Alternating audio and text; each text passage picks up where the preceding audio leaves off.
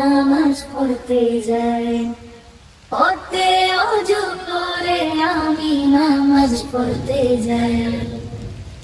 হাতে আল কোরআনের আলো ঘরে ঘরে জ্বালি।